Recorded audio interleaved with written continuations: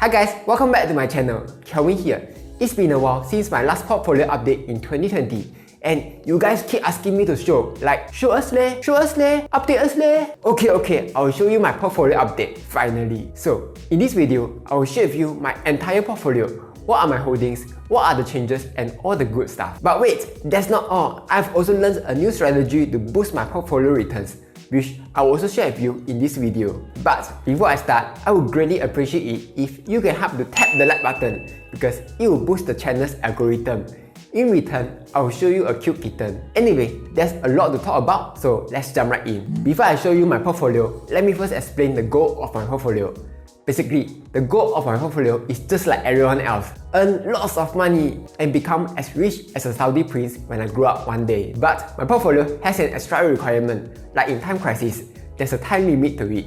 For me, my time limit is to grow my money enough so that I can achieve financial independence and retire by 45 years old. But how much is enough? There's a rule called the rule of 25, where it says you need to invest your annual expenses multiplied by 25 in order to retire safely. Safely as in the money will have a very low chance of running out during retirement. Otherwise, I have to come back out to work when I become old or bad. Anyway, I estimate my expense including mortgage, insurance, food, travel, clothes, kids and all those stuff to be around $3,000 a month after I retire. According to the rule of 25, I will need around $900,000 to retire safely. But let's round it up to $1 million because of nasi wau ji bao ban.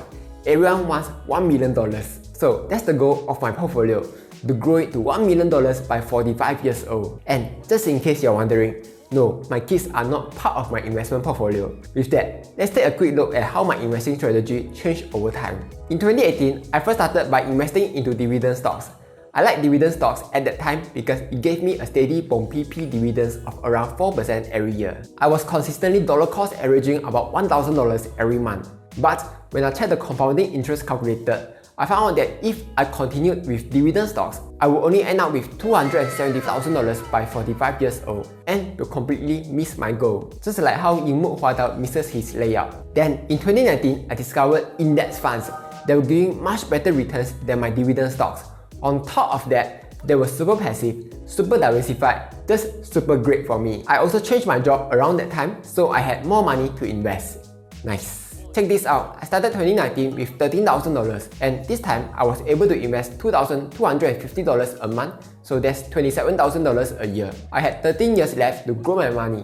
But with index funds, I estimated that I will be getting 10% a year. This means I will end up with $773,000 by 45 years old. Much success, much wow, but I'm still too far from my $1 million by 45 years old goal. Then 2020 came along. Well, you all know how 2020 was. Lots of market crashing and mooning and some pandemic going around. In 2020, I was also making YouTube videos to give lame financial advice. But at the same time, I was also researching how to further improve my returns. Then I came upon this guy's videos. Chicken genius. All of a sudden, I realized something. I realized that to get the highest returns on my portfolio, I needed to invest in growth stocks because they can give much better returns than index funds or dividend stocks. Check this out. I started 2020 with about $50,000. Every month, I was investing about $3,500 or $42,000 per year. I had about 12 years to reach my goal. But with growth stocks, I'm expecting 20% return every year. You'll be like, wait, what?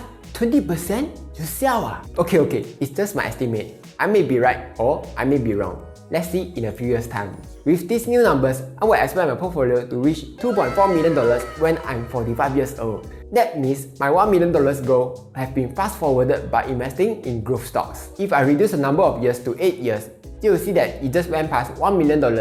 This means if I'm right, I will reach my Jibaoban $1 million goal by 41 years old. Speaking of goals, you can learn new skills in Skillshare. Skillshare is an online learning community with thousands of online classes for all sorts of topics. They got tons of classes on personal finance, stock investing, and options trading.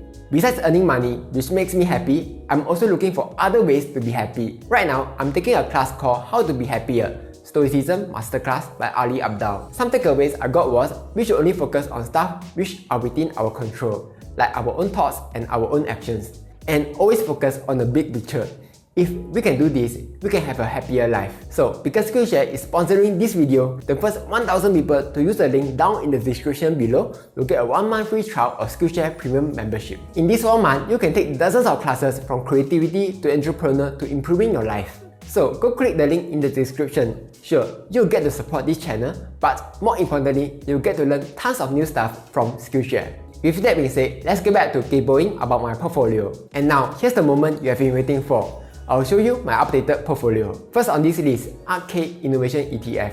This ETF is by ARK Invest, who you might know is the biggest bull for Tesla. ARK invests mainly in disruptive innovation. If you are blur and you don't know what's that, basically it's technology. Not just that, when disruptive innovation happens, it will change the way we do things. For example, last time we ride on horses to go around. Not we, of course, I mean the people in the past. But after steam engine was invented, we started to travel around with train and cars. There's a lot more stuff like telephone, electricity, computers, internet, TikTok. Okay, not TikTok. Every time an innovation happens, our lives change and improve for the better. So that's basically ARK, investing in disruptive innovation. Overall, I'm up by 7% on ARK and the weighting is quite small at only 3.8%.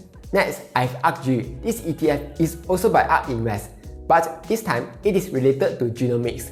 Basically, innovation in the medical sector. Stuff like DNA sequencing, gene editing, gene therapy, and so on. If you feel it's very cheap or deep, basically, here's what it means. I also don't know how to explain to you. Here's an example. Right now, we have a lot of diseases that can't be treated properly, like cancer, dementia, and diabetes. But that's only because there are bugs in our DNA. So this kind of DNA technologies will allow doctors to cure or even prevent diseases in the future. So that's basically ARKG, investing in genomic technologies. Overall, I'm down by 24%. The weighting is also quite small at around 2.8%. Personally, I'm not too worried about this because I believe these technologies will eventually come out. It's just a matter of time. Next, I have Lemonade. I know, it's not what you think. Lemonade doesn't sell lemonade. Same thing for Apple. Apple doesn't sell Apple. Lemonade is an insurance company, but they do things differently. They use AI. So it's super fast to get your insurance and to get payouts. I believe this will be the future of insurance, where we no longer have to go through insurance agents to buy insurance. Just go online, click buy, and tada! You'll be protected already. So simple. Unfortunately for Lemonade, I'm down a godlike 54%, but luckily it's just 0.51% of my portfolio. Right now, I'm still not sure whether I should continue to hold or sell it off to redeploy the money elsewhere. Let's see. Next, I own Square. This company enables small businesses to accept credit card payments, track sales, and inventory. Square revenue and user base has been growing steadily, and I think their growth will continue on as they disrupt other payment platforms like Visa, MasterCard, and banks. For Square, I'm up by 60%, and the weighting is slightly higher at 6.9%. Lastly, I have Tesla. Okay, I think I don't really need to explain Tesla too much. It's basically an electric vehicle company that wants to accelerate the world's transition to sustainable energy. Since the start of this year, Tesla has basically been flat, and I'm consistently dollar cost averaging into Tesla. Tesla goes up, I buy. Tesla goes down, I shout "What lah!" and I buy more. Overall, I'm up by 85% and Tesla is about 76% of my portfolio. Some of you be like, "What? 76%? Where's the diversification? You never listen to Warren Buffett go one meh?"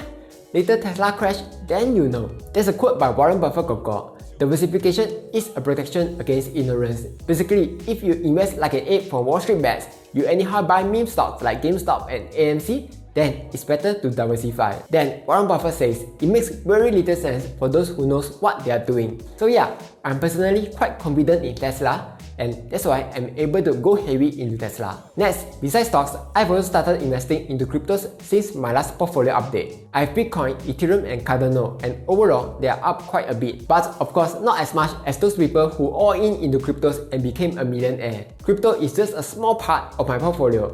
I plan to keep crypto to around 10 to 15% of my portfolio. That's because even if crypto goes to zero, my portfolio won't go 18 levels underground.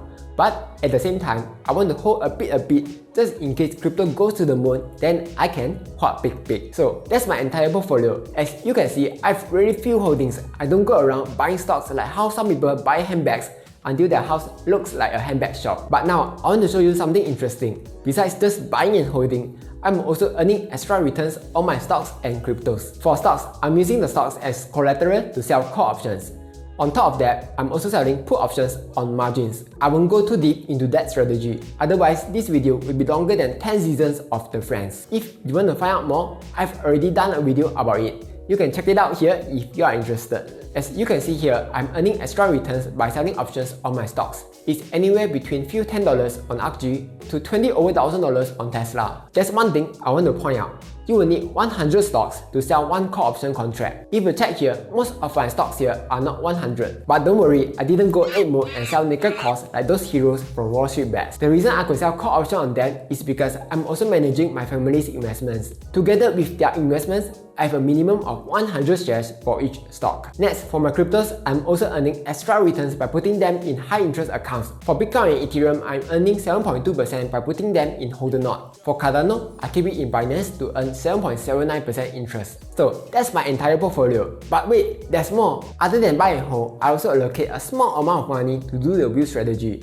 If you don't know what's the wheel strategy, basically, it's like this. I got a cover call, I got a cash cover put, and they combine to become the wheel strategy. Check it out here if you want to know how it works. Right now, I'm doing the wheel strategy on Riot and Neo. And if you check over here, I'm consistently earning a few $100s every month. Currently, I'm only using 18k to wheel and I intend to keep the amount small. That's because even though this strategy gives me a steady income of about 1% every week, I feel that growth stocks will give me a higher returns over the long term. So that's all for my portfolio updates and my new strategies.